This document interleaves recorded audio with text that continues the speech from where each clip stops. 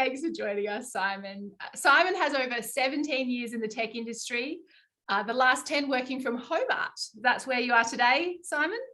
That's correct. Yep, beautiful. Simon's been with LiveTiles from its inception and part of a startup that went from an idea to a global publicly listed software company with some of the world's biggest companies as customers.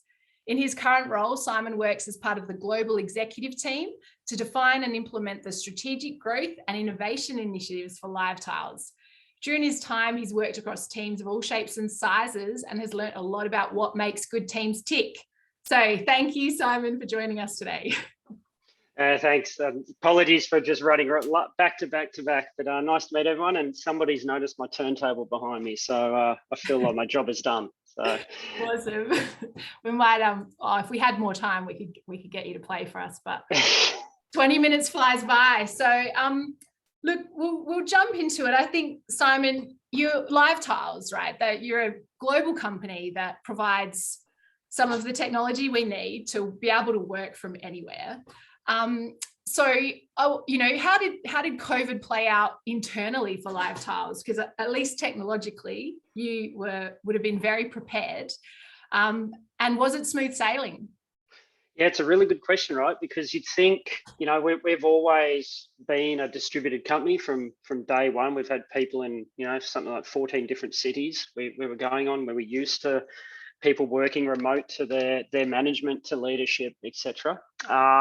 And of course, from a technology point of view, we didn't have any of the challenges a lot of organisations have. We all, you know, can work from anywhere. And you know, I've worked from Hobart for a decade in both this company and the one before it. But it actually had huge impacts, and it was on the things that sort of you didn't really anticipate. So I think back right to that start of the of lockdowns, etc. You know, we had people in Switzerland, for example, which you recall was one of the first areas of an outbreak in northern Italy. We had people near that border, and then New York City. We've got quite a big team in New York, and obviously that was not good for quite a while. And so we sort of had all of that going on.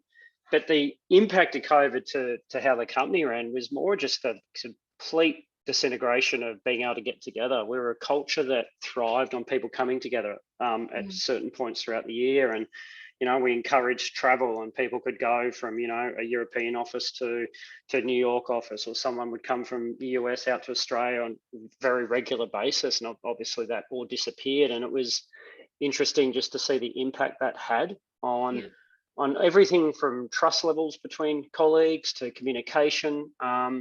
Even though we dealt with asynchronous work, obviously it was the only way work was happening for so long. And most of our executive is now in Melbourne. So, you know, with all the lockdowns there, they weren't able to get out and just be together even. So it was, I'd have to sum it up. It really impacted our culture. And it probably impacted in quite a substantial way the way that we all felt about the company we were part of. And we had to shift, and we had to try and deal with that. And then of course from the business side, you know, everyone's had the impacts of, you know, whether good or bad on business. We've had the good stuff. We also had the bad stuff of decision making and customers being slowed down. And but yeah, it was just because we had the tech, and just because we were a work from anywhere organization before COVID, it didn't mean we were immune from the impacts. That's for sure.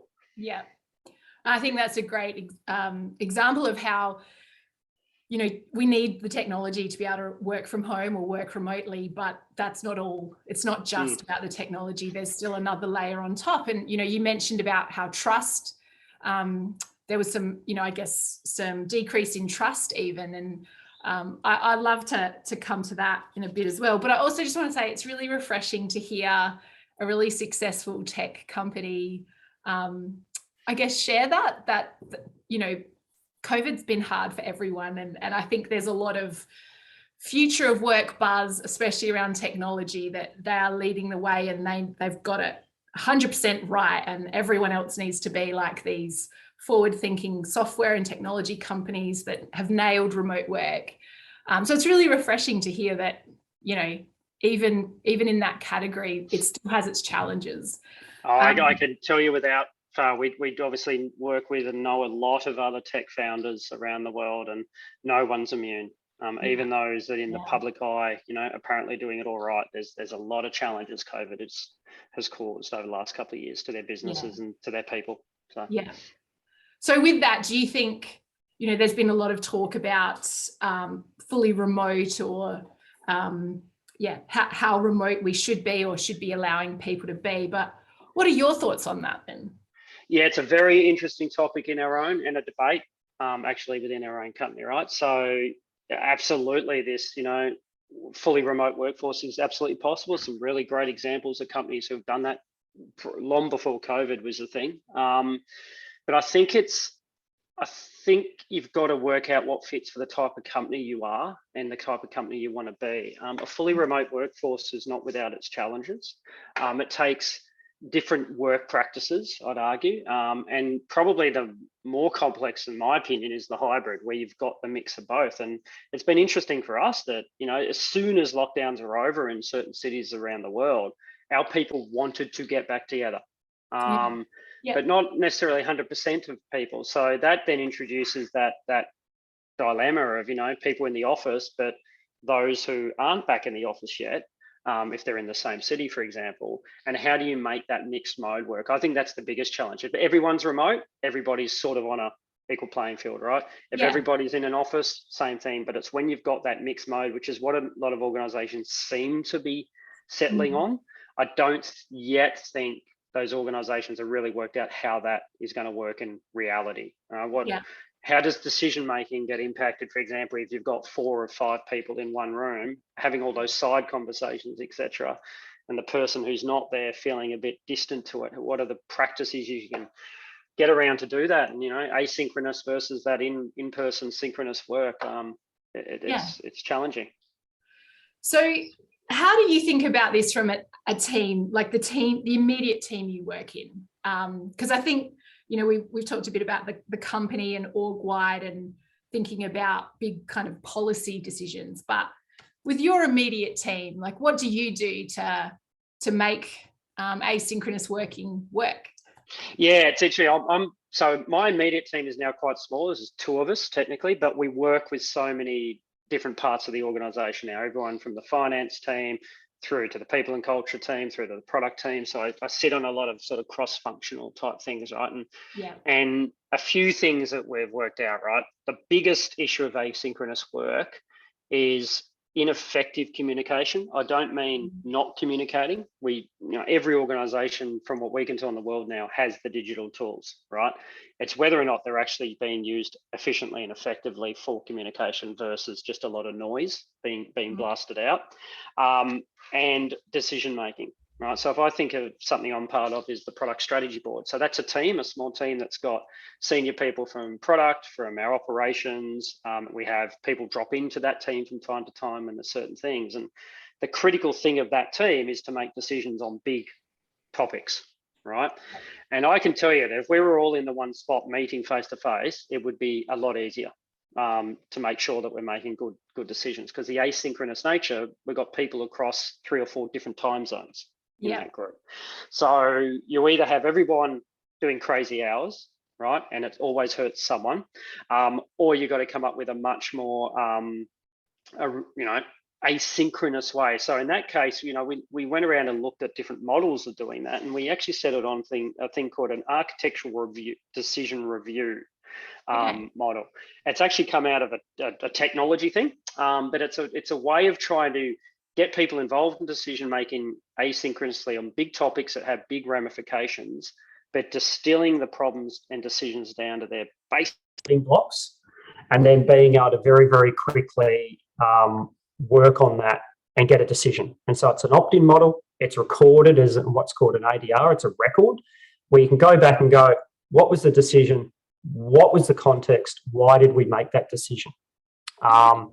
And it's proving to be very, very powerful because it's just a way to structure it. And the opt-in bit's really important because not everybody necessarily has a strong opinion in a decision. Yet, if you think about it, often consensus by committee and decision-making by committee, everybody puts forward an opinion even if they don't really have a strong opinion. So it's one where you go, okay, we want you to basically put forward your point. It's time boxed. If you don't, it's assumed you support the decision, right? Yeah. And we're finding that's quite effective. And believe it, live again, my headphones just died, so I'm going to switch over while quickly. Okay, all good. We can still hear you, so it's all good. Can you hear us? If I? Oh. Yeah, I can hear you. Yeah. So does that mean like the recording is available publicly for anyone who is interested in the context of why the decision was made? They can go and listen. Yeah, not listen so much. But definitely they're recorded and then made available. So and it's also important for that, as new members come in asynchronous work and teams change and evolve, that ability, it's that classic one. Why did we make that decision 6 months ago? Particularly after the last 2 years, right? That seems like a really dumb decision with everything we now know. Yes. But you can go back and very quickly go, okay, we made that decision for these reasons. Yeah. Okay, we can see the input. Yeah. Okay, it's no longer the right decision. We have a reason to move forward. So we're finding it's still fairly new for us, but we are finding it's clarity of decision-making purpose. Yeah. For teamwork, what we're finding it means is you're just able to get on with stuff and you're able to have the discussions that are brown topics as opposed to just, constantly battling against this type deadline of we need to make a decision we need to make a decision.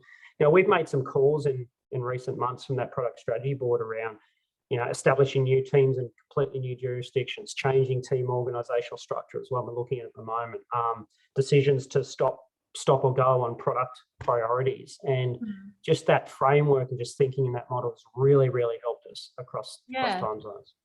I imagine it would be. And I think that's probably a key point with this asynchronous working is we do need more structure in the way we approach work because, when you're in a room, you can kind of wing it. And like you say, you just have those quick conversations. But when we're bringing in the hybrid workers as well, we do need a bit more structure. So I think I haven't heard of that before, but I think that's a really helpful model to use. So I've got, we've got a comment online. It's like consent over consensus. And I think it's very time consuming to try and achieve consensus and it slows things down. So when you think about it, like in the in-person world of meetings, right? You'd have everyone at the table and then someone who always does that thing. Okay, what do you think? What do you think? What do you think? Don't get me wrong, that doesn't necessarily lead to great decisions, but everyone gets asked their opinion. Whereas you can't do that when you've got someone 12 hours behind you in a different time zone on the other side of the world. All you do is you add 24 hours to the decision-making cycle every time that happens. So that ability to say, and to give people, I think the other one, that trust I talked about earlier, right? Give everyone the comfort that they can input, their input will be heard, right, and assessed. But then the other thing we're trying to do is to say, okay, but when we do make the decision in this process, everyone's on board. Yeah. Right. And if that's a big decision and we have to communicate that, you're all on board the communication of that and, being able to explain the reasons for it if someone questions it or, isn't sure of why we did what we did. So, that doesn't solve all the problems of asynchronous work, but it's definitely, we're trying something, put it that way, which is, I think the message I'd give is you've got to work differently if you're going to work in that manner. Yeah. Yeah, I like that. We've had a question from Joe, and maybe what you just said there sort of answers this to a degree, but just whether you have anything further to add. So talking about hybrid, people working close or in the office with your boss, your leader, tend to have a bit more impact. And it's probably those, walking out the meeting room back to your desks, you get another little question or a little bit more context from the boss and that kind of thing. But any ideas on how we make that equitable for people working It's remote? a very, very, very good point that's made. How many leaders are trained in working in that manner, right? Hasn't traditionally been part of. I think some companies are starting to do that. The other thing, so I think it comes down to the leader, right? And you're right, it's not necessarily the formal moments. They're easy to manage for. It's those informal moments that happen when you leave a meeting room and someone can tap the boss on the shoulder and say, hey, can I just ask you a question, right? That person's now got the potential to influence something that the person who's just dropped off the Teams or Zoom call or whatever hasn't been able to do. And it's that point of being able to do it in the moment, I think, that's often lost. So once again, I think it's accepting that those things happen and how do you deal with it. Once again, having clarity on how decisions are reached, so people feel like they've been able to have their voice heard, etc. But there's other little things. I remember way back when we were first starting the product team. I used to run the product team in the early days, and we had a team here in Australia, and we had a team on the west coast of the US, right?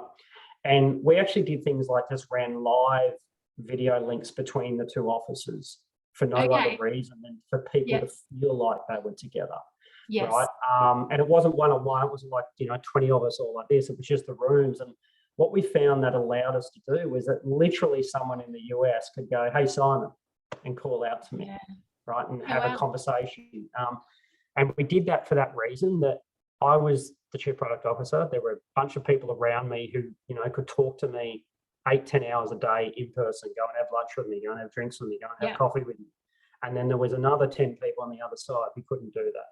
Right. So how do we make it feel that they're not disadvantaged by that? So look, once again, I think it's got to come down to just setting the way of working and making sure everyone's got clarity on how things are done.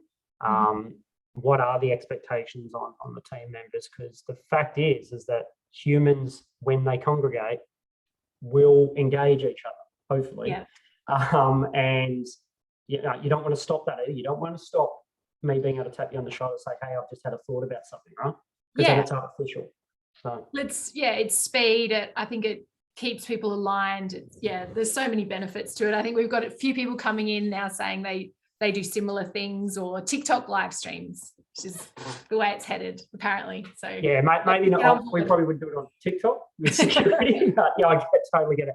The other one, just by the by, that we think is coming up. We've actually been doing some stuff in our own product around this, but is short form audio rather than video. We're looking to just launch that internally, where you can just vocalize something, right? As we all know, I hate writing stuff. As soon as I have to type something out, I just go into this mode of either I go as brief as possible so I don't have to type for the next 5 minutes, or I go overboard and try and over explain myself and write an essay that no one reads. And then so we're looking at this concept of things like preparation for meetings, confirming decisions, or seeking input post meetings, or that, or even just little updates using audio that you can just literally go to a phone and record it. Right. It's more approachable. You don't have to worry about my dog running through behind in the video like just happened, and I don't have to worry about how I look, or the setting them. I can do it while I'm walking the dog. We think that's going to really help us once again just have a different mode of communication that's still human. It's still personal, but it's more scalable and approachable. I love that. So this is something I've had feedback on, that apparently when I speak with my team, I speak quite plainly, and when I do it in person, I have all this extra body language and smile and all these extra things that make it come across quite friendly and soft. Whereas when I convert the exact same thing that I'm saying into text, it's the inflection in your voice, right? The passion. And that's a big thing we've learned. I won't say we've learned it, we knew it, but what we talk a lot about now is the human element of work. And we think about employee experience, right? It's not a platform, it's not a technology, it's not do an onboarding platform project. It's not put in a new HRM system. It's not a chuck slack in, the world's all fixed. What you've got to really focus on is the human element of work, because that's what we are, right? And that means interpersonal relationships, communication. That means emotion. And another thing, I'm not sure if you can ask the question, but an area we're talking a lot about at the moment is this whole idea of hybrid work sort of stuff is very much right now a narrative, at least in the media, of us knowledge workers, where you can be doing this at home, I can be doing it at home very, very easily. Yet I imagine there's some people listening to this who are in manufacturing, healthcare, retail, where a large proportion of your staff don't get to choose if they turn up to the office, right? And how does that world look to them? Because it adds up to something like 70% of the world's working population is of that type. And we're even thinking from our own products perspective is we don't want to be that company that's bombarding, the shop assistant at a major retailer 100 times a day just with meaningless notification like every other tech product does. It's a fascinating area that we think is going to be a big issue that needs to be addressed, because I can choose after this to go for a run, take my dog for a walk because I've got to go. You know, the shop worker at a retailer doesn't have that choice. So when are we expecting them to engage in all of this stuff? So I think that's a really interesting question, and maybe we'll have to have you back for another session, because I think that is worth exploring. I do have to wrap it up. The 20 minutes flies by. We've gone 2 minutes over, but I want to thank you so much, Simon. I think there was some really great insights there. Some good tips on some new things we should try, and maybe some reminders of going back to some of those things around, using our voice rather than just text all the time. I think you'll all get emailed a feedback link. So please feel free to leave us feedback. We'd love to hear your thoughts. And I'm sorry we didn't get to all your questions. We will take them on board, and maybe we'll give you a response on LinkedIn. Maybe we can do that from Simon. Yeah, there's a really good one on other cultures. Oh, that yes. would be worth looking at. That's a really interesting one. Yeah. All right, we'll follow Simon on LinkedIn and we'll get him to answer on there. So thank you all so much. Thank you, Simon, for your time. And apologies for the rushed last start to all of that. Thank you. It's all good. It's remote work. We love it. Bye. See ya.